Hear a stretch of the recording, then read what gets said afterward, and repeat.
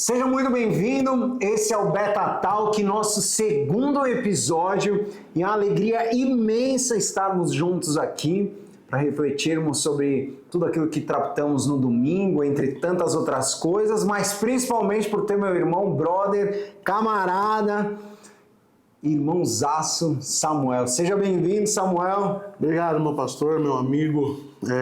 Muito feliz por estar aqui, participando desse projeto da nossa igreja, para que tantas outras pessoas possam posteriormente assistir, analisar conosco, se divertir dentro de alguns momentos, mas sempre no sentido de sermos igreja. Participar disso é uma bênção de Deus, é algo que Ele preparou para estarmos juntos em mais um projeto, em mais uma ideia. Legal, bênção. É muito bom estar juntos, refletindo sobre tantas coisas. Samuel também está desde o início do nosso projeto, principalmente nessa transição entre a Rua Marabá, né, que era na Vila Barros, e o bairro do Betaville. Então ele acompanhou desde o começo. E a gente está nessa série refletindo sobre somos, sobre a igreja, sobre a nossa identidade, entre tantas outras coisas. Muito bom conversar com o Samuel, porque ele também teve um histórico muito bacana com a gente. Eu lembro que quando a igreja ainda estava no Marabá, e estava nesse período de transição para cá, ainda tive a oportunidade de participar algumas vezes, e ainda congregando em IP Alpha, como membro da IP Alpha, e nós auxiliávamos lá no Marabá.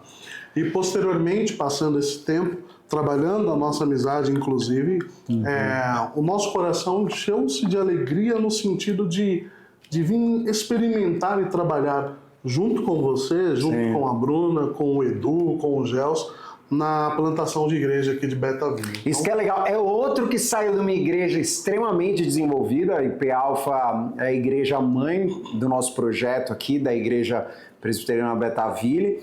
É a igreja que eu fazia parte, onde eu trabalhei com jovens, entre tantas outras coisas. Então Samuel saiu de uma igreja extremamente estruturada e veio para um local onde não havia absolutamente... A gente estava no início, né? Um grupo base, as coisas estavam caminhando, mas numa perspectiva totalmente diferente. Uma experiência muito bacana, uma experiência maravilhosa.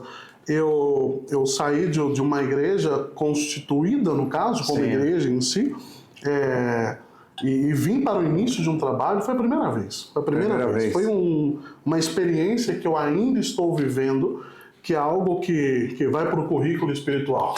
Quanto tempo você tinha na IP Alpha já? Na IP Alpha eu fiquei, se eu não me engano, 2 anos. 2 anos? 2 anos na IP Alpha. 2 anos. 2 anos na IP Alpha. Sabe aquela história? Você tá na piscina, a piscina tá extremamente gelada, e aí você fala, pula, tá quente, tá, não, tá ótimo, a piscina pode vir, que você vai curtir. Aí eu falei, Samuel, vem com a gente, vamos trabalhar. Foi uma coisa que aconteceu naturalmente, não ocorreu nada assim, vem pra cá, ou vem, ele foi servir lá, e a gente conversando, e as coisas acabaram acontecendo, né? E eu acredito piamente que foi algo extremamente preparado por Deus. Eu conversei com Lena a respeito disso, eu conversei com o pastor Hilder a respeito disso, então nós tivemos a bênção do pastor Hilder também para estar aqui galgando nessa caminhada. O pastor Hilder é o nosso chefe, por sinal. É o nosso chefe, bater continência aqui. Um abraço, pastor Hilder. E algo que traz contentamento para a alma e para o coração. Quando você vê o trabalho sendo desenvolvido, participar disso desde o início é algo gratificante. Eu fico muito feliz por isso. Você lembra quando vocês foram almoçar em casa, a gente já estava no meio da pandemia, eu tinha acabado de pegar a chave daqui, e eu falei, Samuel, vamos lá com a gente que eu quero te mostrar o nosso novo local. Lembro. Tem até uma foto, se der eu vou colocar essa foto aí. Tem uma foto nossa, nós chegamos aqui, abrimos a porta e vimos todo esse cenário, tudo sujo, tudo destruído. Nós olhávamos para o cenário aqui e falávamos, vai dar bom, vai dar certo. E com muito trabalho, oração, com muita parceria das pessoas que iniciaram esse trabalho com a gente. Hoje nós estamos já colhendo frutos para a glória de Deus daquilo que está se desenvolvendo. O coração está muito feliz, está muito feliz mesmo. Está muito feliz por esse projeto. Quem não sabe, esse homem aqui, ele tem uma potência vocal, tipo uma Lamborghini, velho. Chama ele de Tim Maia Gospel. Tim Maia. Tim Maia, quem deu esse apelido de Tim Maia pra mim foi o Reverendo Alcim. Não, Alcim não é embaçado. O Tim Maia. Toda vez que eu o encontro, ele canta Tim Maia. Tá? Você foi pra IP Alpha, eu lembro como se fosse ontem, né? Eu já estava em Barueri desenvolvendo o projeto, caminhando, eu estava nessa transição, e aí teve o Summit, e aí você participou do Summit, que é aquele evento de liderança que vem lá dos Estados Unidos, que ele coloca o telão, e eu lembro que você estava fazendo algumas músicas e tal. Foi a primeira vez que você... Quando a primeira vez que eu fui em IP Alpha, foi exatamente para participar do Summit, trabalhar a questão da música, do louvor, foi uma experiência muito massa. Eu ainda estava servindo na Assembleia de Deus, Ministério do Belém. Sim. E essa visita, que inclusive foi por intermédio do Milton, que hoje é presbítero lá em IP Alpha, essa visita fez com que eu olhasse para todo aquele cenário, aquela igreja, e meu coração enchesse de água. A partir dali veio o desejo de servir a Deus em uma igreja reformada, em uma igreja presbiteriana. Aí que a gente entra num dos papos que eu acho que vai ser muito bacana. Esse domingo a gente trabalhou dentro da série Somos, a gente começou com a identidade da igreja, que a igreja nasceu para a missão, né? E a gente só vai conseguir fazer isso quando nós estivermos unidos. E esse domingo nós refletimos extremamente, fomos extremamente incisivos no sentido do papel das escrituras dentro de tudo aquilo que nós fazemos como igreja e também dentro do papel da vida, né? E aí, entrando um pouco, né, na sua história e pensando dentro do papel das escrituras, dentro de tantas outras coisas, de que igreja que você era antes? O conhecer as escrituras nesse processo da minha vida, ele faz um sentido muito grande. E hoje eu me sinto uma pessoa com uma saúde espiritual bem melhor. Por que eu estou falando isso? Eu fiquei 22 anos em uma igreja que era uma igreja neopentecostal. Sim. Então, não precisa citar o nome. Não precisa. Mas era hiper neopentecostal. Era completamente neopentecostal. E, de fato, que quando se trabalha a ideia de uma igreja neopentecostal, nós falamos de uma igreja que ela não é focada inteiramente nas escrituras. Ela não tem a preocupação de trabalhar os textos bíblicos conforme ele é. Então, uma igreja neopentecostal, ela faz diferentemente de uma igreja bíblica. Exemplo, uma igreja que é neopentecostal, ela não vai extrair a ideia do texto para fazer exposição posteriormente.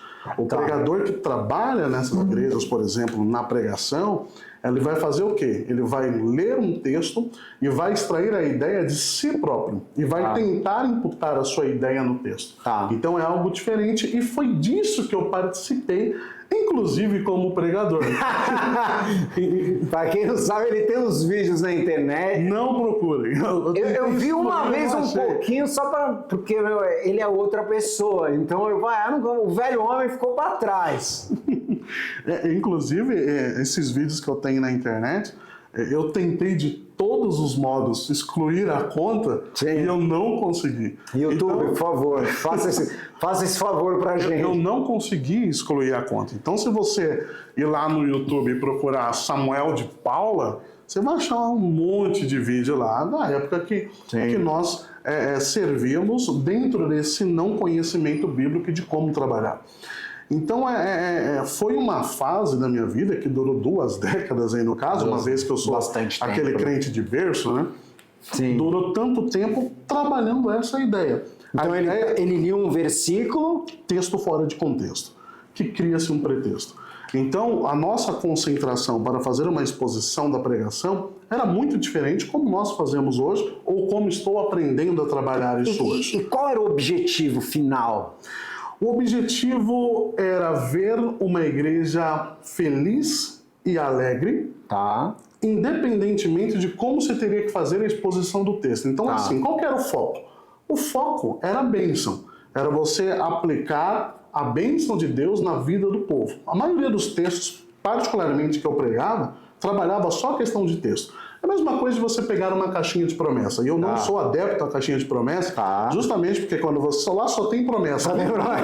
Maldição. Não tem. Lá só tem promessa. Então você vai lá, vai puxar um versículo bíblico, geralmente texto fora de contexto, e tem a promessa. Mas a busca de uma igreja neopentecostal na hora de você for, na hora que vai pregar para um público assim, ou para uma igreja assim, é justamente a aplicação da bênção de Deus, que Deus vai fazer, que Deus vai sarar, que Deus vai curar. É a ideia da teologia da prosperidade, a teologia motivacional. Então vamos pegar um exemplo. Trabalha assim muito essa ideia. Davi e Golias. Como que você pregaria Davi e Golias? Davi e Golias, por exemplo, não falaria 100% da vitória de Davi sobre Golias. E aplicando isso para a igreja, é que ela vai vencer de qualquer custo, que Deus está com ela, que Deus vai abençoar, que quem te viu passar na prova e não te ajudou, quando vê você na bênção vai se arrepender. É todas essas questões, algumas até imprecatórias, para que possa defender o membro. Nunca a exposição da Escritura como ela é.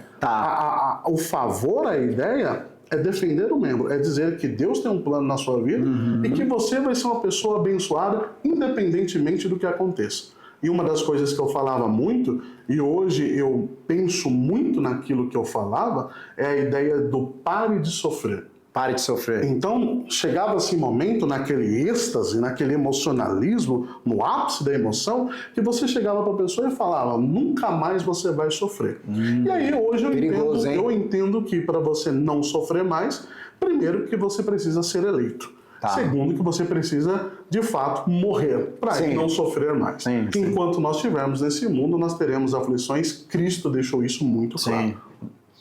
Não, esse é um contexto assim que no final das contas é como se você estivesse aleijando a própria pessoa, causando uma impossibilidade dela caminhar sozinha e de exercer aquilo que ela foi chamada a exercer, né? É exatamente isso. E o que nos motivava isso, eu lembro de lá nós tínhamos lá existe um termo chamado congresso, e por ser evangelista dessa igreja, viajava bastante, pregava em alguns congressos. E a nossa satisfação estava na ideia do avivamento, a nossa concepção de avivamento, que por ser uma igreja neopentecostal, é uma igreja que trabalhava muito a efusão do Espírito Santo, a ação do Espírito Santo, o reteté. Então, em um culto, lembro como hoje, eu fui pregar num congresso de jovens, se eu não me engano, em Cotia, e aí eu vou falar a cidade, porque a igreja ninguém sabe qual que é, só os amigos. Mas eu lembro... E não escreve no comentário, por favor. Eu lembro que eu cheguei para pregar nesse congresso, e terno, gravata, todo aquele uniforme, né? Graças a Deus eu sou presbiteriano, a gente meio que não precisa disso. Mas com toda aquela formalidade de indumentária, e eu lembro que eu preguei daquele modo, preguei, e não houve nenhuma movimentação espiritual do Espírito Santo naquele culto, ou seja, como se ninguém falou em línguas, ninguém pulou, ninguém gritou, não fez nada. E olha como que é a mente de uma pessoa que pensa que é de uma igreja assim. Para mim, naquele culto, naquele dia, Deus não me usou. Deus não falou. Porque Deus só falaria, ou Deus só fala, se houvesse quando existe uma manifestação causada por pula-pula, por reteté. Aí sim, Deus falar. Agora, quando tem um culto que ninguém dá glória, que é um culto frio. Os cultos nossos de domingo, por exemplo, na minha concepção antiga, seria um culto gelado. Uma bela Deus geladeira. Deus não queria falar. Era essa a nossa mentalidade, acredite, era essa. E é muito interessante, né? Porque, infelizmente, as pessoas olham a ação do Espírito Santo como se fosse esse tipo de movimento, né? A gritaria, o reteté, o êxtase. E é diferente do que a gente pensa, porque a gente trabalhou nesse domingo, né, a questão da fidelidade das Escrituras. E é interessante que em Atos 2:42, o texto nos diz que eles se dedicavam de todo o coração ao ensino dos apóstolos. E a gente sabe que Lucas, ele é o evangelista onde ele trabalha tanto o seu evangelho quanto o livro de Atos de uma maneira extremamente estruturada, de uma maneira perfeita. Ele vai sendo intencional em cada um dos detalhes. E a gente sabe que desde o seu evangelho até o livro de Atos, ele faz isso com muita maestria, né? Porque ele era um doutor, alguém extremamente organizado, né? Como médico, e aí ele vai fazendo um relato bem organizado. É por isso que a galera que estuda, né, a parte de grego de uma maneira mais profunda fala que o Evangelho de Lucas é o grego mais complexo, justamente por causa dessa erudição dele. E aí quando a gente pega o livro de Atos, a gente tem Jesus comissionando seus discípulos, ascendendo aos céus, a descida do Espírito Santo no dia de Pentecostes, onde todas as línguas se converteram em uma, e quando a gente fala nesse sentido, é que cada um falava num idioma local e todos eles entendiam como se fosse um só idioma. Então eu falava em português, ele em inglês, o outro em francês, o outro em alemão, e todos escutavam no seu próprio idioma. Então a gente vê, do mesmo jeito que a Torre de Babel fez com que as línguas fossem separadas, principalmente por causa da desobediência do homem, por causa da obediência do homem, do próprio Cristo, da sua morte e ressurreição, no dia de Pentecostes, quando o Espírito Santo desceu, todas as línguas se unificaram para mostrar essa unidade da igreja. Depois, Pedro prega o evangelho, o que acontece? 3.000 pessoas conhecem a Cristo como Senhor e Salvador. E aí Lucas vai descrever como a igreja ela inicia, como eles se desenvolviam. E a primeira característica que Lucas descreve é que todos se dedicavam de um só coração ao ensino dos apóstolos. Então, a gente tem que o movimento do Espírito e a plenitude do Espírito levou eles primeiramente a estudar as Escrituras. Aí o John Stott ele vai falar que naquele momento o Espírito Santo tinha fundado uma escola em Jerusalém, os apóstolos eram os mestres e haviam 3.000 novos convertidos no jardim de infância. E o que eles mais desejavam era aprender do ensino dos apóstolos, que é a própria Escritura. E isso fez com que eles se dedicassem nesse sentido. Então a gente vê uma incoerência muito grande hoje. Quando a gente fala sobre plenitude de Espírito, ação do Espírito Santo, normalmente a gente vê esses movimentos e essas coisas que a gente nem sabe descrever direito. Mas a Bíblia nos diz que quando nós estamos cheios do Espírito Santo, a primeira coisa que nós deveríamos desejar é aprender sobre as próprias Escrituras. E é interessante porque essa mesma igreja que eu servi durante essas 2 décadas, hoje quando eu olho para ela, eu já começo a sentir essa mudança no tocante à dedicação, sim, tanto de quem está ensinando, quanto de quem está aprendendo. E o que você acha que rolou essa mudança das pessoas começarem a buscar tanto essa migração, né, de igrejas neopentecostais para igrejas reformadas, ou dentro dessas próprias igrejas buscarem o aprendizado das Escrituras? Existe algo ainda nessas igrejas pentecostais que são os atos de revelação.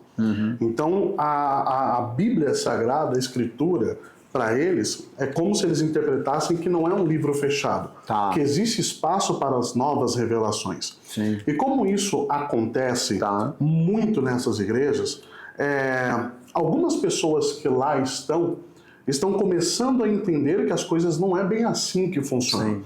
A questão de, existe uma pessoa aqui que você está com dor de cabeça e Deus quer te curar hoje. Essas coisas, elas são inerentes ao ser humano. Então existem muitas revelações que acabaram não se cumprindo, por ser a maioria inerentes ao ser humano. Enquanto estivermos aqui, assim será. E as pessoas que lá estão despertando mais para um conhecimento bíblico das Escrituras. Ora, se a Escritura, a Bíblia Sagrada, que nos apresenta o sentido da vida e de quem nós somos através dela mesmo, vai fazer com que essas pessoas olhem para esse cenário e falem, poxa, as coisas não é bem assim. Não é esse ato de revelação, esse ato, não tem mais isso. Mas onde que você acha que virou a chave nesse sentido? Olha, eu acho que virou a chave principalmente nas muitas promessas faladas e não cumpridas. Tá. As pessoas olhou para esse cenário e falou, olha, não é bem assim.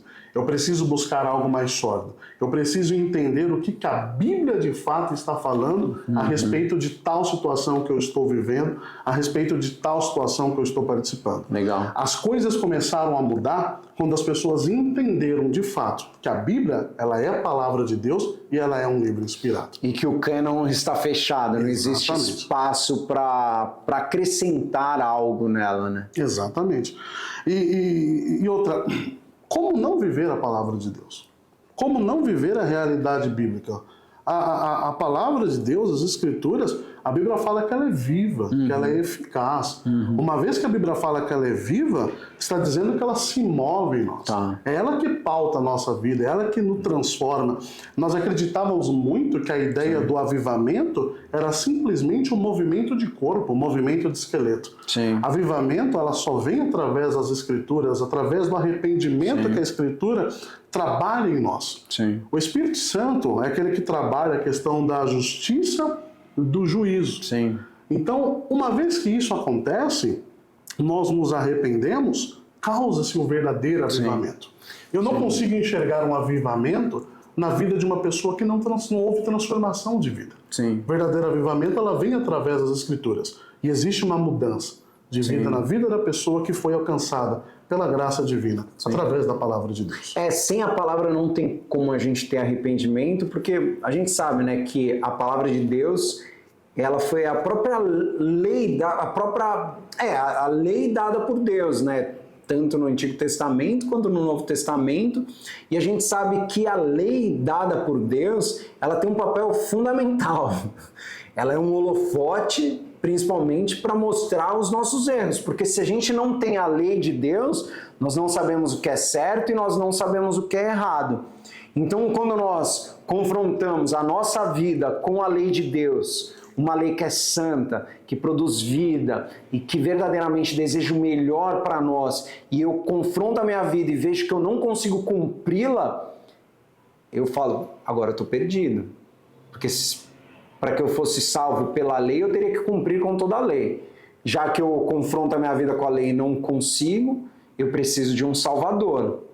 E aí que quando eu encontro em Cristo, aquele que cumpriu com toda a lei, morreu pela minha vida e assumiu o meu lugar. Porque quando a gente olha a nossa vida, quando a gente olha para a lei e vê que nós não conseguimos cumpri-la, nós vemos que nós estamos perdidos, mas nós vemos no próprio Cristo aquele que cumpriu a lei e morreu para que a ira de Deus não viesse sobre a nossa vida. Né? A Bíblia, a palavra de Deus, ela, quando nós começamos a conhecê-la, quando nós começamos a estudá-la, a buscá-la, a ter intimidade com ela, Sim. nós entendemos que ela nos vira do avesso. As verdades bíblicas de Jesus Cristo, de Gênesis a Apocalipse, todos esses 66 livros, eles nos viram do avesso. A Bíblia nos vira do avesso. E quando isso acontece, nós enxergamos as nossas mazelas. Sim. Nós enxergamos os nossos pecados, a nossa imperfeição. Sim. Nós enxergamos que nós não somos absolutamente nada. Que no tocante à salvação não existe mérito em nós. Sim. Que nada do que nós fizéssemos poderíamos ter alcançado a salvação. Sim. Então, quando isso acontece, quando nós nos enxergamos a essa realidade da imperfeição humana, e Cristo, quando ele veio, ele não veio para condenar, porque nós já estávamos condenados, quando nós enxergamos essa realidade, o que acontece? Nós nos desesperamos, por quê?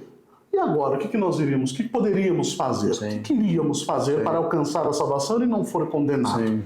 E é por isso que as misericórdias do Senhor, elas se renovam a cada manhã em nossa vida. Nós somos frutos da misericórdia de Deus. Cristo nos salvou dessa condenação, porque todos pecaram, destituídos, afastados, estavam da glória de Deus. Aí, através do sacrifício de Cristo Jesus, o seu pleno amor, ele morre em nosso lugar. e nos liga a Deus novamente, Sim. nos dá a vida eterna. Sim. Então o ato, quando nós enxergamos isso, e nós só podemos enxergar isso através das Escrituras e pela graça divina, quando nós enxergamos tanto quem éramos e agora a quem nós pertencemos e a obra que foi feita em nós, aí nós entendemos claramente que só a Deus glória. Só a Deus glória. Só a Deus glória. Não tem nenhuma participação nossa, não teria como. E quando a gente olha para isso, vem o arrependimento e isso transforma a nossa vida, né? Porque, infelizmente, hoje, a falta que as pessoas têm no contato com as Escrituras, isso é extremamente prejudicial, porque a pessoa não lê a Bíblia, então automaticamente ela não é confrontada sobre os seus próprios erros. E a pessoa continua vivendo do jeito que ela está. Então ela faz um devocional, quando faz, de 5 minutos, uma coisa rapidinha, sai para trabalhar, vai vivenciando a vida, depois dá uma lida de novo, e não tem esse desejo de buscar a leitura das Escrituras todos os dias, de espelhar a sua vida. Leitura rasa, sem a meditação. Sem meditação, sem estudo, sem essa dedicação. E no final das contas isso acaba sendo extremamente prejudicial. Eu acho que uma das grandes problemas que a gente vê hoje, tanto em diversos contextos e diversas igrejas, quanto na própria vida do cristão, é a falta de leitura das Escrituras.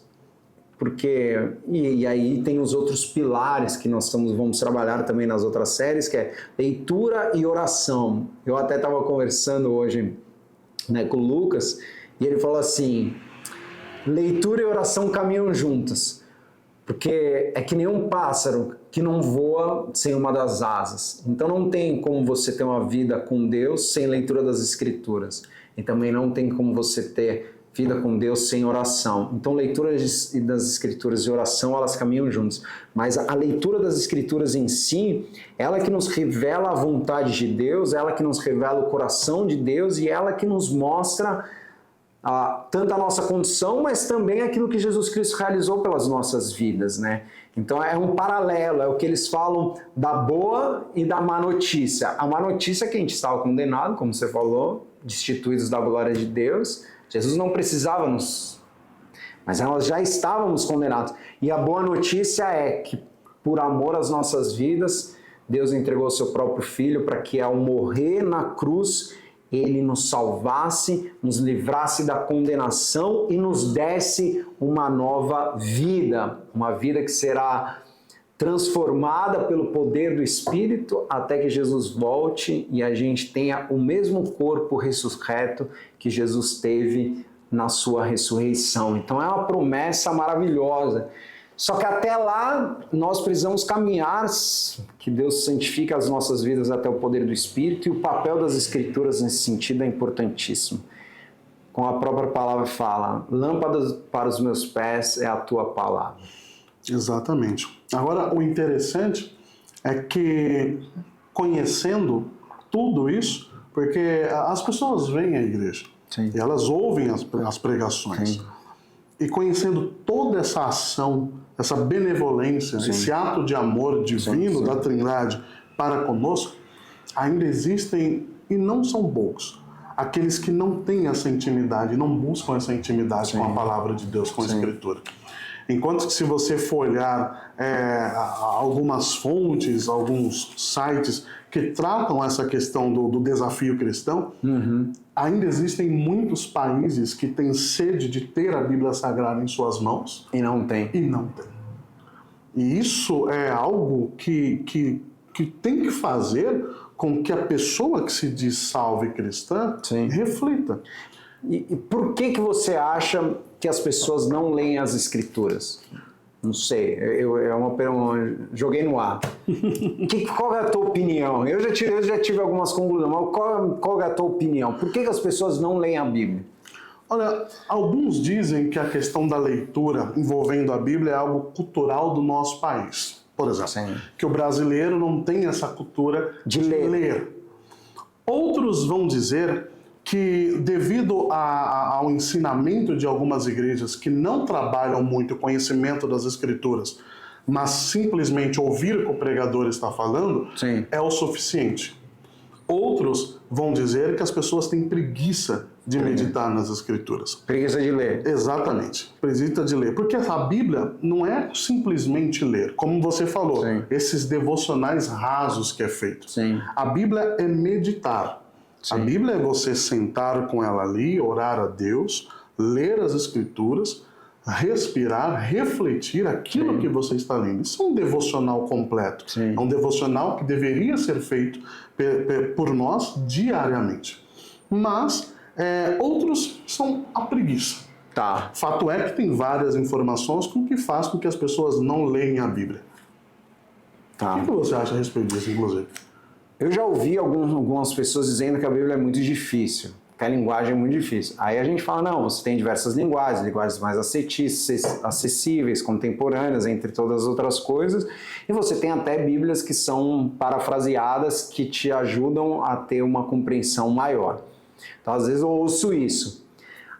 Uma questão que eu acho assim, que é a leitura mesmo, de você ler bastante, é que as pessoas não querem ser confrontadas.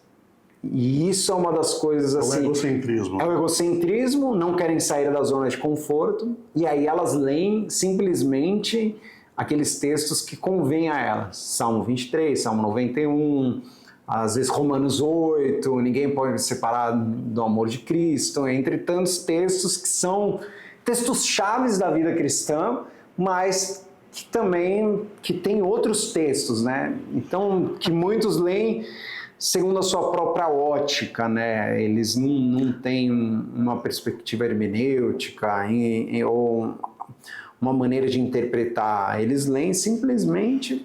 Eles acreditam que textos assim são textos que vão satisfazer o ego, trazer conforto. Alguns isolados, inclusive, porque tem muitos desses textos, desses versículos, que aparentemente apresentam bênção, que quando você vai fazer uma boa exegese, no final você está perdido. É uma pancada, Sim. pancada.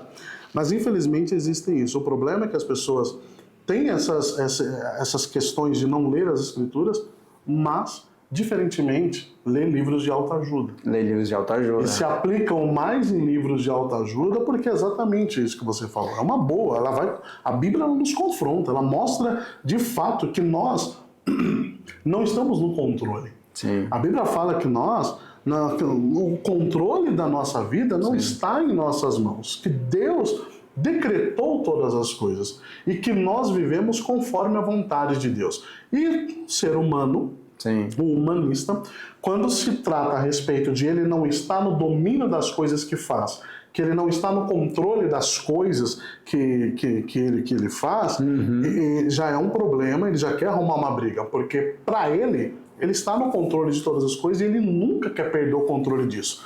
Ele tem esse pé atrás com a ideia de alguém estar controlando algo por ele. Sim. Ele quer ter o controle de tudo. Sim. E não é bem assim que funciona. Não funciona. A nossa vida, ela pertence a Deus. Deus, como diz Hernandes Dias muitas vezes, Deus tem a rédea da história em suas mãos. Sim. Então tudo está no controle dele. A minha vida, a vida de quem está ouvindo, a sua vida, está tudo no controle de Deus. As pessoas não querem ouvir que Deus está nos convidando a participar da sua história, da sua missão e daquilo que Ele está realizando na história. E as pessoas muitas vezes olham a Bíblia assim: eu estou convidando Deus a participar da minha história para fazer aquilo que eu quero, do jeito que eu quero, a hora que eu quero e das coisas que eu quero. E aí quando você vai ler as Escrituras, e esse é uma dica que a gente sempre dá, vou ler o Evangelho de Marcos. Primeira dica, leia o Evangelho do começo ao fim numa tacada só, para você ter uma visão geral. Ninguém começa um livro... Pega um livro aqui, ninguém pega o livro aqui, por sinal esse Deus Presente de J. Carson muito bom, e vai ler o final do livro. Por quê? Porque você vai estar... é um ato terrorista contra a própria literatura. Então, quando nós vamos ler as Escrituras, você precisa... Não, eu quero ler o livro, fazer um devocional em Marcos. Primeira coisa que você vai fazer, leia Marcos do começo ao fim, rápido, para você ter uma visão geral. E depois você vai lendo cada uma das partes, entendendo qual é a parte do ministério de Jesus, o que ele está desenvolvendo e qual que é o seu objetivo dentro de cada uma das coisas que ele está realizando. E a partir disso, você vai começando a extrair as verdades do texto. Mas infelizmente, às vezes as pessoas pegam 2, 3 versículos, leem aqueles versículos, meditam conforme aquilo que elas precisam no seu próprio coração e seguem a vida. Mas quando você vai resgatando essa questão do princípio hermenêutico, né, de você olhar primeiro a Bíblia como uma história que tem um começo, meio e fim, entender que o livro onde você está lendo está no Antigo ou no Novo Testamento, qual que é a parte da história, o que Deus está realizando, aí você entra de mais a fundo no próprio livro, vai compreender onde que ele está dentro de toda a história, e assim vai aprofundando até que você chegue no versículo. Ou você vai do versículo ampliando até entender qual é a parte desse versículo dentro de toda a história. E principalmente, o que esse texto, essa parte, está apontando para Cristo. Isso dá trabalho? Dá trabalho bastante, né? Isso. É um estudo completo, é uma estrutura muito massa de se estudar. É até interessante a gente falar disso hoje, afinal, 31 de outubro, 506 anos da Reforma Protestante, 1517, que aconteceram, 1517.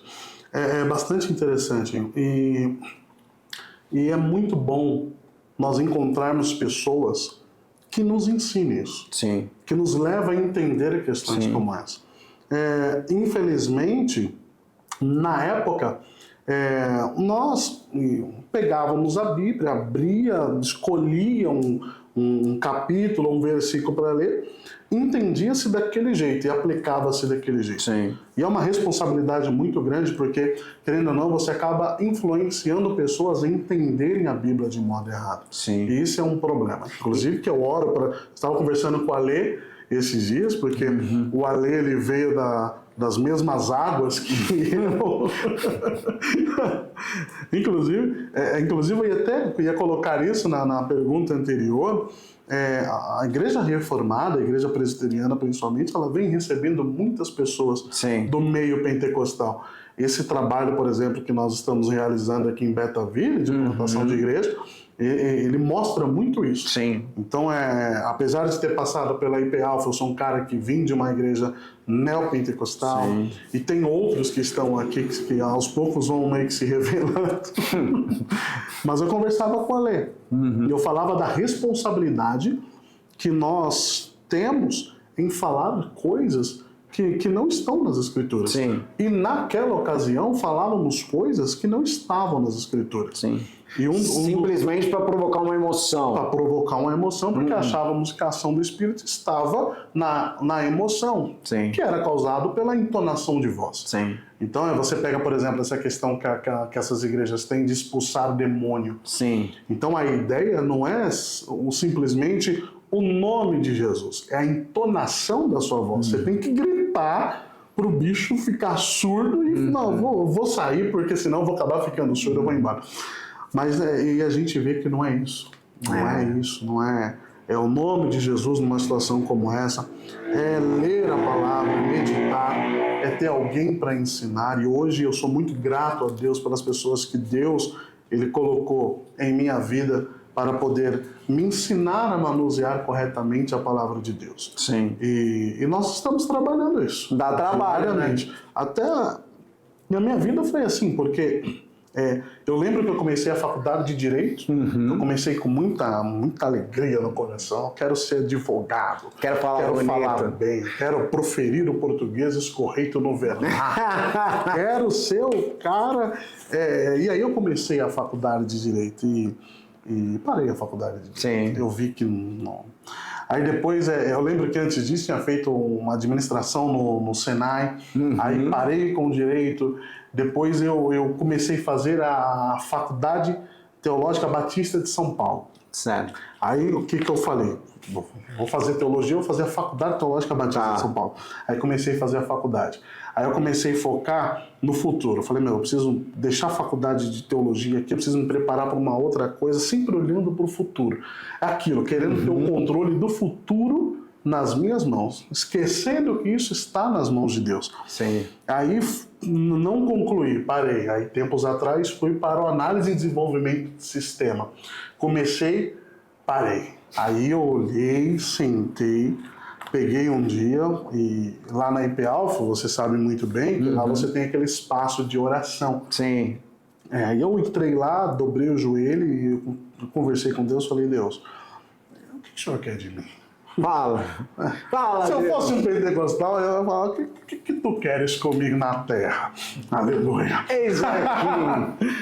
Mas sabe quando você conversa com Deus? Sim. Porque até isso não é natural no neopentecostal, na igreja neopentecostal. Não é natural. Você vai orar, parece que você está narrando um jogo de futebol. Tem que mudar o negócio. Primeiro que você quer falar com Deus como se você estivesse falando com um doutor, né? Meu Deus, nesse momento estou aqui diante da tua presença, o Senhor que é inerrante, inefável, inaudito, inerente, o que é, que está, que pode. A gente quer entonar a voz para querer impressionar a Deus. Olha só, um ser humano, pecador, limitado, raciocínio totalmente limitado, querendo impressionar a Deus ou pegar Deus de surpresa. Isso não pode, isso não acontece. Como se Deus não conhecesse o nosso coração. Todas as coisas. Deus, ele é onipresente, onipotente, enfim. Ele conhece todas as coisas. Mas acreditávamos que a entonação de voz chamava a atenção de Deus. E outra, parecia um jogo de futebol. Nós achávamos que a oração ela tinha que ter um ritmo. Então, meu Deus, meu Pai, nesse momento estou diante da Tua presença, eu quero apresentar a minha vida aqui, meu Deus, gol! Parecia uma narração de futebol.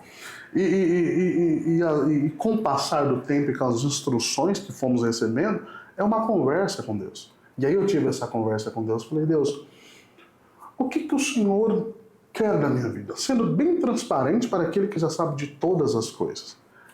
E aí eu orei, sentei, cantei até em congregacional, não foi nem worship, foi congregacional. Cantei, orei, e aí a minha mente foi na época, porque assim, a minha história é mais ou menos assim, vou ser rápido.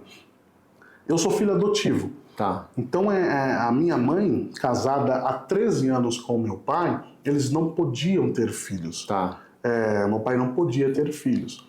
E aí o que acontece? Nesse meio tempo que minha mãe desejava ter filho e não podia, a minha mãe ela fez um voto com Deus, que é o mesmo voto que Ana fez. Então ela falou, Deus, o Senhor não me dá um filho, esse filho eu vou entregar para o Senhor, ele é teu, dá até medo, não é que Deus me leva, sou teu, então se Deus já falo para ela, a senhora me deu para Deus, Deus me levar, então não vai reclamar. Mas ela fez o voto, ele é teu, ele vai te servir e o nome dele vai ser Samuel. Literalmente. Literalmente, o mesmo voto que a Ana fez, mamãe foi lá e fez. E aí o que acontece? Ela foi para a igreja, ela estava ruim da perna, ela foi para a igreja num culto de manhã na Baixada do Glicério, lá em São Paulo. E quando termina o culto da manhã, ela ainda com dor na perna, ela acabou optando por ficar no culto da tarde também. Então, quando foi ali 11h40, mais ou menos, termina o primeiro culto, ela sai para comer alguma coisa, e quando ela sai para comer alguma coisa, vem a minha mãe biológica, segundo os relatos da minha mãe adotiva, tinha outra criança junto com ela, e a minha mãe a biológica estava gestante, então haviam 3, eu e mais 2, e ela chega direto na minha mãe e fala, olha, você não quer levar essa criança para você? Essa criança vai morrer. Essa criança, aparentemente, pelo que minha mãe conta, já havia perdido um dos filhos, a minha mãe biológica, e ela estava me oferecendo naquele momento para minha mãe adotiva, justamente porque existia uma ideia de que eu ia morrer, que eu não ia aguentar, porque de fato era um morador de rua. E ali, a minha mãe adotiva, ela foi, meio que sem saber o que fazer, me adotou. E naquele momento que eu fiquei orando, eu fiquei pensando nisso e eu lembrei do que ela falou. Ela falou que se tivesse um filho, se Deus por graça e misericórdia, lhe concedesse um filho, esse filho ia servir a Deus. E além de servir a Deus, esse ia colocar o nome de Samuel. E meio que aconteceu, porque eu comecei a minha vida na igreja desde pequeno, e aos 8 anos eu comecei a tocar teclado, comecei a aprender a tocar teclado. Legal. Já cantava? E já cantava desde pequeno, já era um timaiazinho. A gente cantou afinadinho, eu afinadinho. Então eu vi ali que desde pequeno eu servia a Deus. E aí eu olhei aquele cenário, orei a Deus novamente e falei, eu vou fazer o seminário. Eu vou fazer o seminário. Aí eu conversei com você, eu conversei com alguns irmãos que são irmãos que galgam ali o mesmo caminho que eu busco, a mesma visão ministerial e a mesma visão bíblica. E conversei com a minha esposa, orei a Deus e começamos o seminário. E hoje estamos com o coração alegre, feliz e com a vida satisfeita no que aquilo que nós estamos fazendo, porque creio que é o que Deus ele tem para nós. É o que está te direcionando, né? Exatamente. Então eu meio que orando a Deus, buscando ali, eu falei, não, eu vou fazer o seminário, orei a Deus para que Deus me direcionasse. Deus tem direcionado. E nós estamos aqui felizes, servindo a Deus, estudando ainda mais para que nós possamos servir outras pessoas que muitas vezes, existem aqueles que fazem na inocência, mas que nós possamos de algum modo, através da Escritura, orientá-los. Assim como foi feito na igreja primitiva. Sim, não, é importantíssimo. Infelizmente, as pessoas muitas vezes abrem mão, né, dessa questão do estudo, né? Se você pegar os judeus até os 13 anos de idade, principalmente antigamente, eles já tinham decorado o Pentateuco, os livros históricos, eles tinham um conhecimento assim sem igual, assim, era uma coisa assim.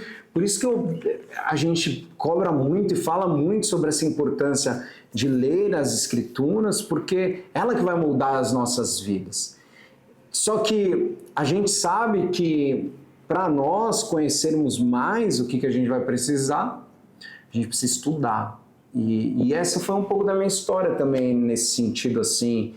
Eu tinha conhecido a Cristo como Senhor e Salvador, estava começando a caminhada, e depois de 1 ano e meio, 2 anos, como meus amigos eram muito intensos na caminhada cristã, sempre evangelizando, buscando a Deus em oração juntos, aprendendo as Escrituras, me desafiando a ler e aprender cada vez mais, eu falei, eu preciso conhecer essa palavra, né? Aí eu falava, eu na época trabalhava no mercado financeiro, tinha uns 20 e poucos anos, e falava para minha mãe, eu vou estudar teologia. Aí minha mãe já colocava a mão na cabeça. O que esse menino quer com isso, né? Meu filho, você está indo bem na profissão, vai reforçar o seu inglês, vai fazer pós-graduação, segue esse caminho, continua lendo a Bíblia com os meninos. Eu falei, não, mãe. E eu lembro que na época eu estava tendo umas crises de ansiedade, estava bem assim, passando alguns tempos difíceis. Mas quando eu li a palavra, estava na igreja e aquilo me dava paz, eu falei, não, o caminho está aqui. Eu falei, não, mas o negócio é o seguinte, convencendo desde o dia adolescente, se a palavra é a palavra de Deus, e ela diz o que ela diz, e ela fala sobre como tudo começou e como tudo vai terminar, eu preciso conhecer ela antes de fazer qualquer outra coisa. E minha mãe deve ter falado assim, já tinha passado uma situação do falecimento do meu irmão, entre tantas outras coisas, também extremamente tristes. Quer saber, faz o que você quiser. E aí eu fui parar no Servo de Cristo, onde foi o meu primeiro seminário e onde todas as coisas aconteceram. Mas mesmo desde lá, que eu fui para o seminário, 2011, 2010 mais ou menos, até hoje, que nós estamos agora em 2024, 23 para 24, até hoje eu não parei de estudar, cara. Assim, nunca fui um estudioso, nunca fui uma pessoa que li muito assim antes, mas quando eu fui aprendendo as Escrituras, é interessante que quanto mais você vai aprendendo, mais facilidade você começa a ter, porque a linguagem é uma linguagem específica, a maneira como vai trabalhando o texto também é algo extremamente específico, mas quanto mais você estuda, mais facilidade você tem para entender aquilo que está escrito, mas mais desejo você tem de estudar. É um negócio sem fim. Então eu lembro que eu saí do servo, depois eu fiz uma pós em aconselhamento cristão, depois de um tempo eu fiz um curso semipresencial num seminário nos Estados Unidos, que eu ganhei bolsa de estudos, eu tinha que ir uma vez por ano e voltava, e fui estudar sobre ministério urbano, trabalho com jovens, entre tantas outras coisas. Aí passou um tempo, comecei a estudar sobre plantação de igreja, tanto no CTPI quanto no City to City, e agora eu estou fazendo o Doctor of Ministry no Servo de Cristo, e quanto mais eu estudo, eu falo, cara, eu não sei nada, cara. E assim, é uma fonte inesgotável. É uma fonte, negócio. Só que é um negócio assim que me alimenta tanto que eu não tenho vontade de parar, assim. Diferente do que acontece muito na sociedade. Eu sempre faço esse paralelo, que é muito comum, né? Na sociedade, você fez a sua graduação, pós-graduação, MBA, aí você pode fazer um MBA profissional, ou você pode fazer um mestrado, um doutorado, para ir para um pouco da área da acadêmica, mas tudo que você faz para ter validação do mercado. Porque quanto mais título você tem, melhor o mercado te observa, você tem mais ferramentas, é claro, para trabalhar, mas se trata muito mais de colocação profissional e de ganhar mais dinheiro, entre tantas outras coisas, do que qualquer outra coisa. Do que, não, eu gosto de estudar, estou aqui. Sim, tem o lado de gostar de estudar, é óbvio, isso é inevitável, todo bom profissional gosta do que faz, mas tem esse peso. Na igreja, não. Tipo, para nós, da igreja presbiteriana, primeiramente, nós precisamos ser formados no seminário, nós passamos pelo processo de ordenação e depois nós continuamos a exercer o nosso ministério. Se nós quiséssemos fazer um curso ou não, tranquilo. Eu conheço ótimos teólogos da igreja presbiteriana que só têm a sua graduação e não fizeram nenhuma pós-graduação, nada, mas que continuam estudando e se dedicando. Mas se você fizer outros cursos,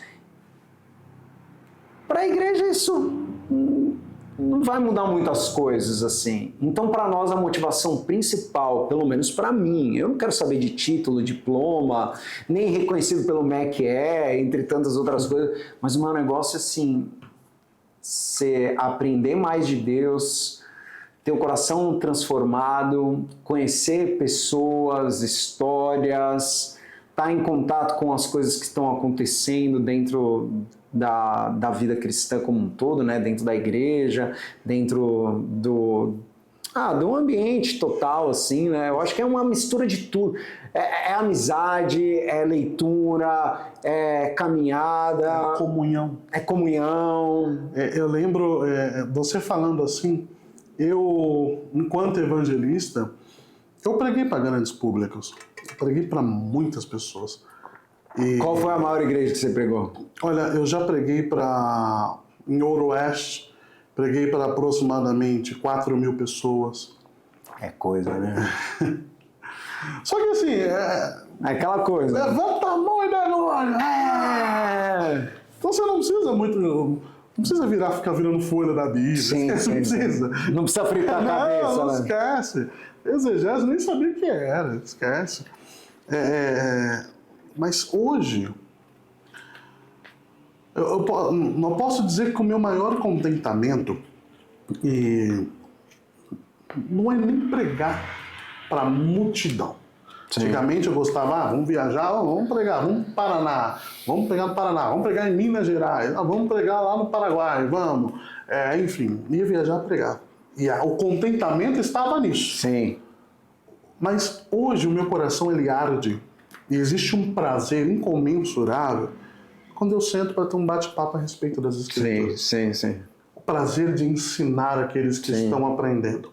Ou extrair conhecimento daqueles que estão ensinando. Trocar ideias. Sim. Isso traz um contentamento, uma alegria. Antigamente eu tinha necessidade de ter a agenda cheia. Sim. Era 7 vezes por semana. Sim. No mínimo 6 tinha compromisso. Sim.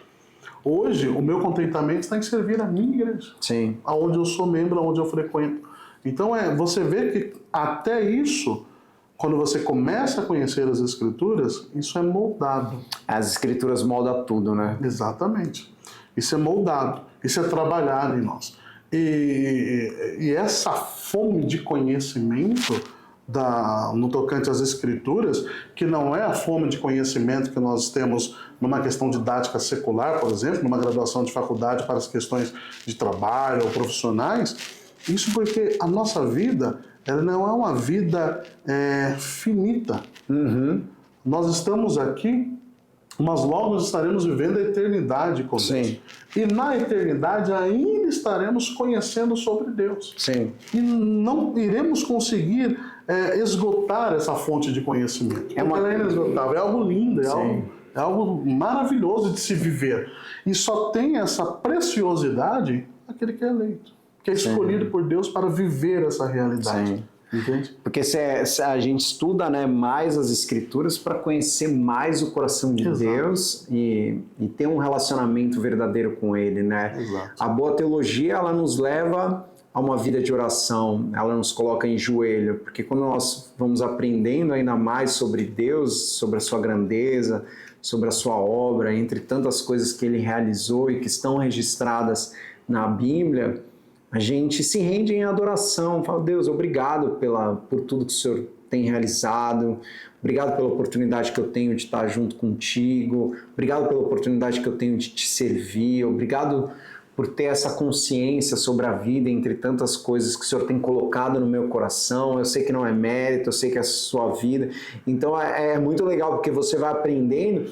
E a Bíblia, ela vai nos desafiando também, eu acho que isso é algo extremamente positivo também, de você abençoar as pessoas que estão à tua volta. Então você lê a Bíblia, aqui a gente tem um lema na igreja, né? A IPBET é o lugar para você conhecer a Deus e de viver os seus propósitos. Por quê? Porque através da leitura nós conhecemos a Deus. Conhecendo a Deus, nós conhecemos o seu propósito.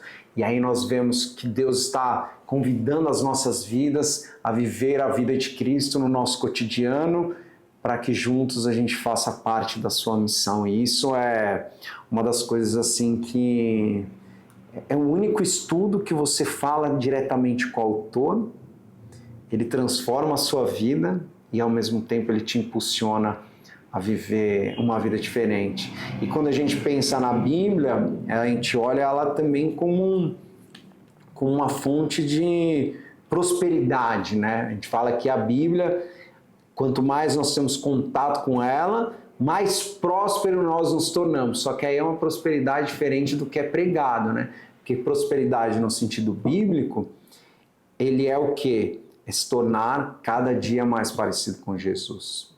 Alguém com um coração mais parecido com o Mestre, mais humilde, mais manso, mais amoroso, mais paciente e cada vez mais focado em conhecer a Deus e viver o seu próximo. E aí a gente vê, né, pessoas que conhecem as Escrituras, que leem todos os dias e que são moldadas por ela e não as Escrituras são moldadas à sua vontade, e experimentam isso dentro do seu casamento, dentro da criação dos filhos, dentro da maneira como eles trabalham, eles começam a perceber essa prosperidade, que é tratar a esposa da melhor maneira, cuidar dos filhos e educá-los conforme o coração de Deus, trabalhar de maneira íntegra. Então essas escrituras que moldam as nossas vidas e nos guia nesse sentido, faz com que a gente tenha uma vida verdadeiramente próspera.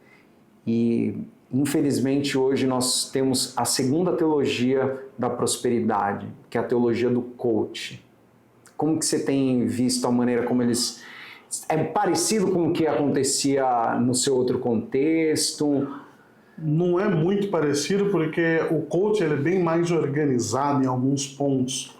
E ele tem um foco mais centralizado. Então tem uma estética diferente, né? Ele vai agradar bastante, até mais, inclusive, do que esses meios neopentecostais. Mas eu, particularmente, e acredito piamente nisso, a igreja ela tem que ser bíblica, de fato, e não deve, em nenhum momento, abrir qualquer tipo de brecha ou por uma pregação coach, ou por um ensino coach. Isso é algo que foge da realidade bíblica.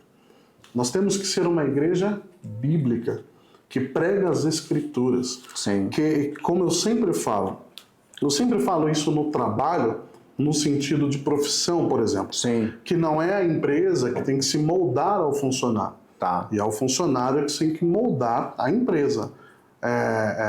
A igreja, a Bíblia, é a mesma coisa. A Bíblia ela não tem que se moldar, ela não tem que ser atualizada, ela não tem que ser transformada para caber na minha vida. Como se a Bíblia fosse pequena e eu fosse grande.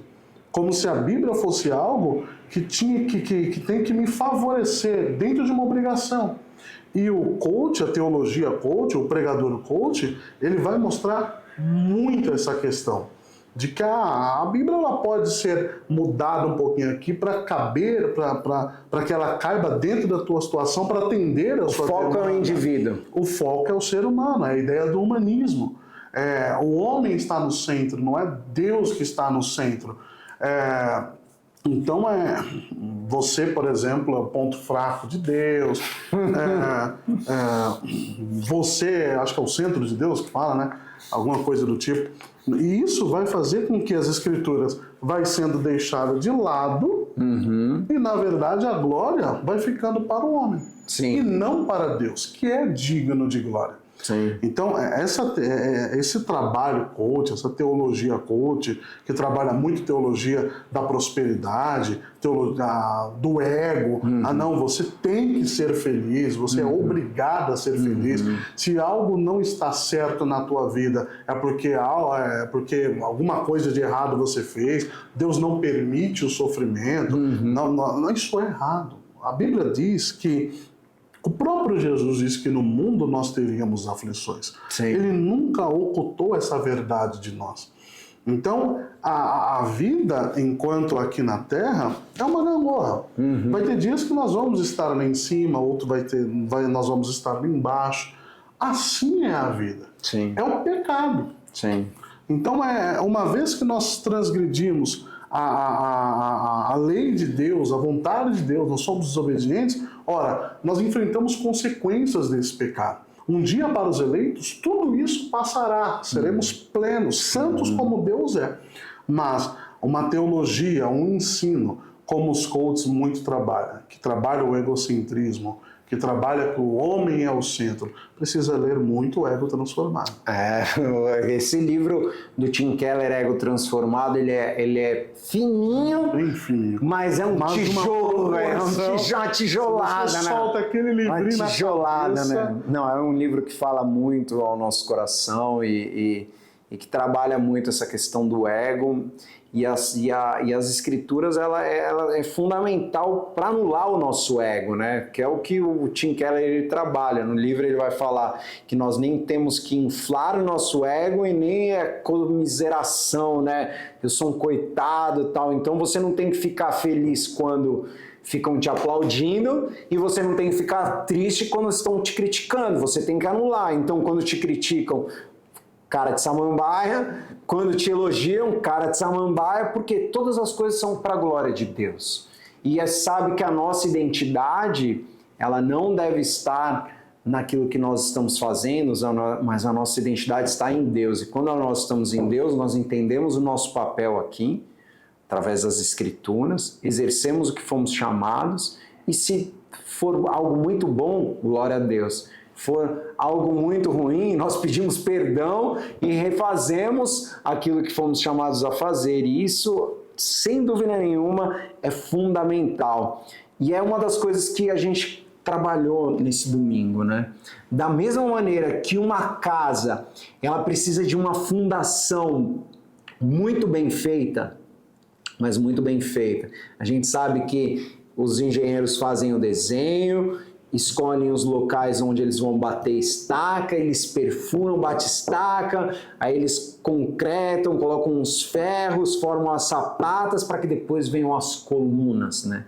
E a gente sabe que as escrituras, ela é a base para a igreja, porque ela é o norte, ela que vai guiar os nossos corações e aquilo que foi realizado na Reforma Protestante foi algo mais do que importante, né? Somente as Escrituras, porque quando nós colocamos qualquer coisa a mais nas Escrituras ou analisamos as Escrituras a partir da nossa vida ou qualquer uma ferramenta que não seja as Escrituras e que não aponte para Cristo e que não aponte para a fé e que não aponte para aquilo que nós sabemos que somente a glória a Deus, nós estamos perdidos. Acho que essa reflexão dos cinco solas, né? Somente a fé, somente Cristo, somente as Escrituras, somente a graça de Deus e glória somente a Deus, é fundamental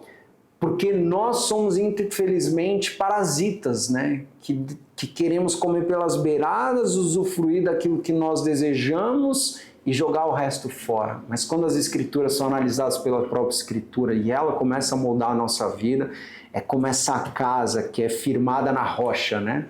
Que é o próprio Cristo e que tem as suas colunas bem estabelecidas e que vai suportar sim as tribulações, os momentos difíceis, as crises que o mundo muitas vezes vai enfrentar. A igreja está ali.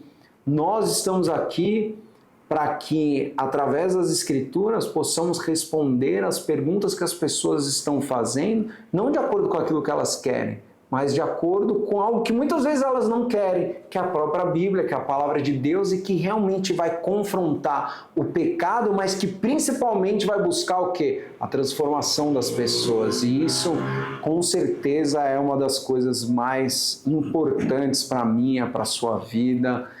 E por isso que esse domingo falaram que eu fui um pouco duro, né? Pastor castiga quem ama, né? Mas castiga quem ama. Devocional de 5 minutos não dá. Não dá. Aí a gente precisa... E quando a gente fala em ler as Escrituras, você tem diversos mecanismos. Quais são os mecanismos que você mais gosta, Samuel? Eu, particularmente, gosto muito de estudar a Escritura. Se você vê uma pregação de um pregador que é bíblico, você está estudando as Escrituras. Por quê? Porque ele está expondo as Escrituras, nos apresentando o texto, aplicando o texto nas nossas vidas. Você tem literaturas como livros, comentários, entre tantas outras coisas. Eu gosto muito de ouvir pregação, gosto de ler também bastante o texto, fazer o meu devocional. O que você gosta, assim, quando se fala em estudo das Escrituras para você? Eu, por estar hoje no seminário, e o seminário está nos dando o norte de como estudar teologia, eu gosto bastante de estudar aquilo que está sendo indicado. Sim. Então, montando um cronograma de estudo. Por exemplo, agora, apesar daquela vontade de já estar estudando o cerne da teologia, aquela coisa louca, mas eu estou estudando Introdução à Filosofia. Legal. Então, eu comprei 2 livros. Comprei a Introdução à Filosofia do Jonas Madureira e comprei a Introdução à Filosofia de Norman Geisler. Então, eu estou estudando aquilo de fato que está sendo apresentado. Sim. Até para não abrir tanto assim e não fugir do foco. Então, você está gostando dessa prática? Eu estou gostando bastante dessa prática. Só que algo que eu também estou trabalhando é justamente porque eu separei. Então, eu tenho lá segunda, terça, quarta, que eu estou estudando, e sexta, que eu estou estudando o seminário. Certo. Quinta-feira está tendo o nosso encontro, e nós estamos estudando a Igreja Centrada, que é do Matt Keller. Sim. Nós estamos estudando. E no domingo, ouvindo a pregação, porque o que eu aprendi? Eu falava muita coisa que eu ouvia do pregador. Então, o pregador falou um negócio... Eu não ia correr nas Escrituras para confrontar aquilo. Então você está me confrontando durante a semana. Para confrontar. Então, o pregador, ele prega, o pastor, ele prega, você vai fazer o quê? Beleza. Às vezes, por isso que às vezes eu pego o sermão, o Du vai pregar. Pega aí o sermão tudo escrito aqui. Para aprender, inclusive.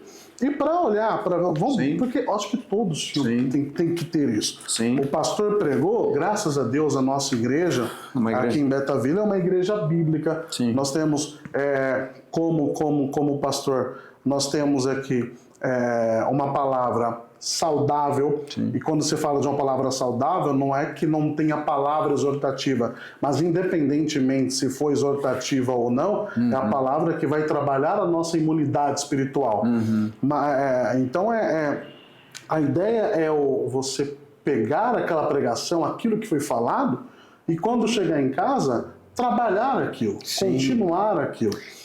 Porque é como eu disse para você, nós ouvíamos falar algo que era nossa, que o pastor pregou, falou aquilo, uau, gostei, vou pegar e vou usar na minha pregação. Então não ia na fonte buscar. Sim. Então existem hoje, os meus meios de estudos são estudar o seminário, então a segunda, terça, quarta, quinta-feira trabalhar a Igreja Centrada com Timothy Keller, que nós estamos trabalhando aqui. Que é um livro de eclesiologia. Isso.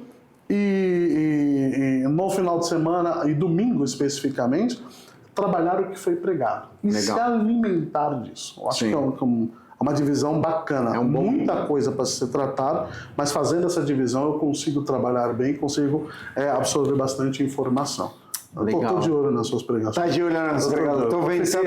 Tô dando uma conferida. Tô dando uma olhada para ver se tá... Não, e é muito legal essa questão, porque existem diversas maneiras de você estudar a Bíblia, e eu acho que isso que é importante. E essas ferramentas que a gente tem são fundamentais. Eu digo assim, quando você vai fazer um seminário, você não vai sair dali sabendo todas as coisas da Bíblia, mas você vai sair dali com todos os instrumentos necessários para estudar a Bíblia ao longo da vida.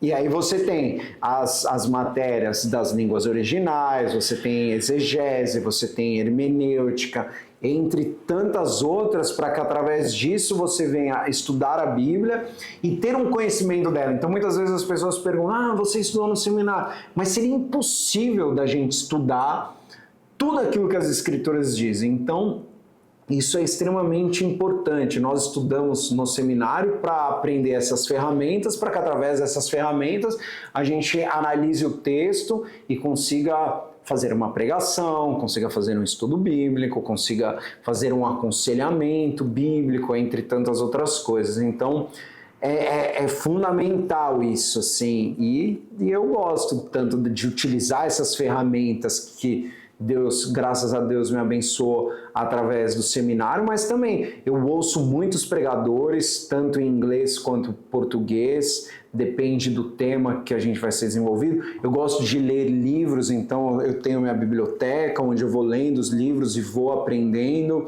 Eu gosto de tomar café e bater papo sobre Bíblia. O que você acha do Evangelho de João nessa parte assim, assado? Não, eu acho isso.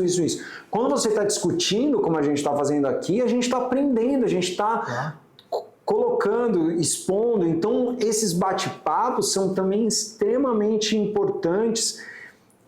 Pregação, escola bíblica, pequeno grupo. E o legal de você ter falado essa questão de você trabalhar, ver a pregação, trabalhar ela durante a semana, a ideia do ano que vem é principalmente isso. A gente tem a pregação no domingo, tem um podcast batendo papo sobre aquilo que a gente desenvolveu no domingo e ter um material do mesmo tema de domingo para ser discutido no pequeno grupo, para que a gente consiga de alguma maneira, através de diversas frentes, aprofundar aquilo que foi discutido, para que a gente tenha conhecimento verdadeiro e a partir disso consiga aplicar no nosso cotidiano. Por isso que o podcast é muito bom nesse sentido, de discutir o que você acha disso, o que você acha daquilo, entre tantas outras coisas. E aí o pequeno grupo onde as pessoas podem falar e colocar suas dúvidas. Então são metodologias, né? Bacana, bem bacana. Inclusive uma dica que eu deixo para quem está começando a estudar, nós temos aqui na igreja nós temos uma pessoa que também está com uma ideia de seminário, é justamente o quê? Por mais que o coração ele arda muito pelo conhecimento, porque na minha cabeça eu já queria conhecer o que você conhece. Então quantos anos você tem estudando? Que é isso. Então nossa, como eu já conhecendo o que o Alcindo conhece. Conhecer o que o Alcindo conhece. Agora ele escreveu o livro Eu Sou o João. Eu sou de João. Eu sou de João. Conhece muito. Escreveu agora. Você viu um calhamaço agora. Um reverendo muito querido nosso. Então, eu ainda estou engatinhando, que nem o Samuel. Então, uma dica que eu dou é justamente o quê? É ir com calma. Sim. É ir com calma.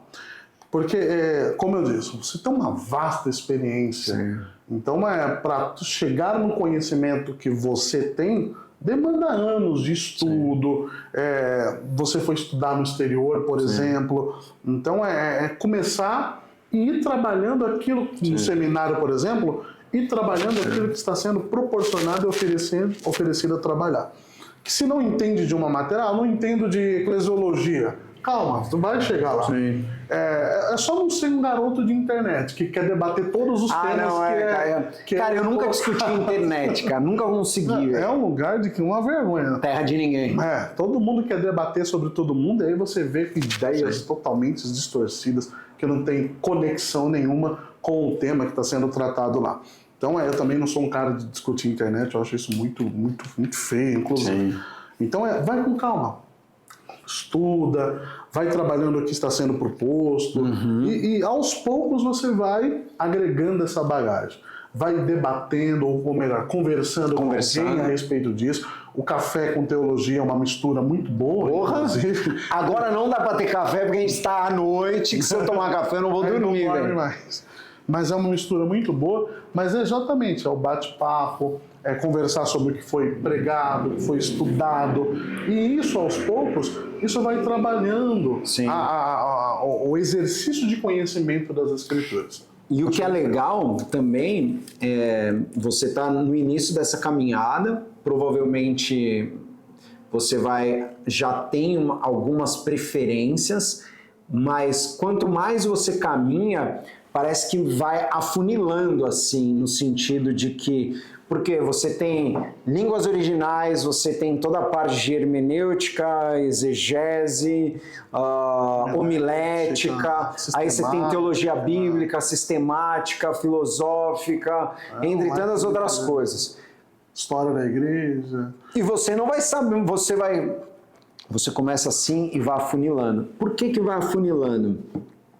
Porque você vai se identificando mais com algo. Sim. Todas as ferramentas, elas são fundamentais para qualquer uma das matérias que você for desenvolver aqui. Umas mais, outras menos. Então, se você for um exegeta, um especialista em estudo do contexto histórico, tudo, você vai precisar muito sobre línguas originais, entre tantas outras coisas. Mas você vai chegar aqui e vai falar, não, eu sou mais desenvolvido para essa área. Eu sempre gostei muito de estudar os evangelhos, sempre gostei muito de estudar teologia bíblica e de me aprofundar nisso, mas hoje eu encontro que eu estou mais numa teologia prática, assim, de plantação de igreja, desenvolvimento ministerial, missão urbana. E foram as áreas que eu fui me aprimorando um pouco mais, estou aprendendo muito, estou tendo algumas oportunidades muito bacanas de aprofundar esse aprendizado. Eu, pelo menos por um lado, eu meio que já sei o que eu quero trabalhar. Eu quero ter, no mínimo, aí, ser um clínico geral, né? Entendo um pouco. Se o cara chegar e falar assim, não pode deixar que eu te ajude aí. Você não deixa de conhecer, você conhece tudo ali um pouquinho.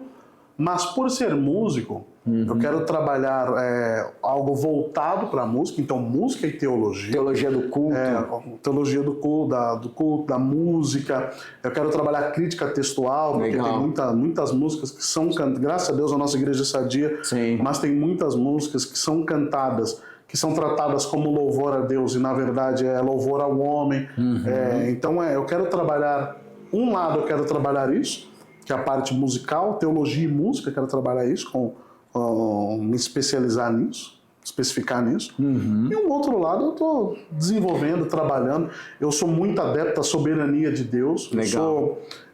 Tanto é que eu sempre Gosta da teologia sistemática também. Eu gosto bastante do reverendo Marco Granconato, porque ele trabalha muito essa questão da soberania de Deus. Então eu gosto bastante disso. Mas um lado meio que já está definido. Sim. E o outro eu estou caminhando para, com graça divina, a gente ter esses dois lados para poder trabalhar aí dentro de uma especificação. E que aqui eu acho que é uma das coisas importantes, tanto para quem está se desenvolvendo num seminário, quanto quem está na igreja descobrindo seus dons e talentos, entre tantas outras coisas, é você colocando em prática, assim. Eu creio que eu fui muito para uma teologia prática pelas demandas também que foram me apresentadas. Você vai ser enviado para plantar uma igreja, você vai ter que organizar isso, você vai ter que fazer isso, vai ter que fazer aquilo. E aí, no final das contas, a gente vai aprendendo e utilizando essas ferramentas para aplicar no nosso cotidiano. E aí você vai percebendo se você tem ou não talento com isso, né? Ou coisa. É lógico, para toda pregação que você faz, você tem que trabalhar uma boa exegese, mas nem toda exegese você faz a tradução do original, porque muitas vezes não dá tempo. Então, você vai utilizando as ferramentas que você tem para dar o seu melhor e assim exercer o seu propósito pelo qual você foi chamado. Amém. Samuel, muito feliz com esse bate-papo. Com certeza você vai estar aqui diversas vezes com a gente. Outras vezes você vai estar apresentando e com outra pessoa, entre todas as coisas, porque o Beta Talk é o podcast da Igreja Presbiteriana Betavini. Eu no início estou encabeçando, mas com certeza vamos estar cada vez com mais pessoas, desenvolvendo mais temas, e foi muito precioso ter você aqui com a gente. E obrigado pelo... Amém, Deus abençoe. Como eu disse, eu fico muito feliz em servir a Deus aqui. Sim. Eu estou muito satisfeito em Deus por participar desse projeto, tantos outros projetos, estar envolvido com a música na igreja, que hoje está sobre a maestria do André, trabalhar isso, ficar na porta, recepcionar, abraçar as pessoas. Isso é ser igreja. Eu aprendi que isso é ser igreja. Fazer parte de um corpo, membro de um corpo, uma comunidade de fé. O ato da comunhão tanto com Deus para com os nossos irmãos. Eu estou muito feliz, eu agradeço a Deus pela sua vida, pelos seus ensinos, e isso tem feito com que nós temos estejamos conhecendo mais a Deus. Amém. Então eu sou muito feliz pela sua vida, pela vida da Bruna, e caminharemos juntos conforme a vontade de Deus. Amém. Obrigado, pessoal. Que Deus abençoe muito a vida de vocês. Obrigado, Samuel, Amém. de Deus novo. abençoe. Tamo junto sempre. Sempre. E fiquem ligados para o próximo episódio. Beta Talk. É isso aí.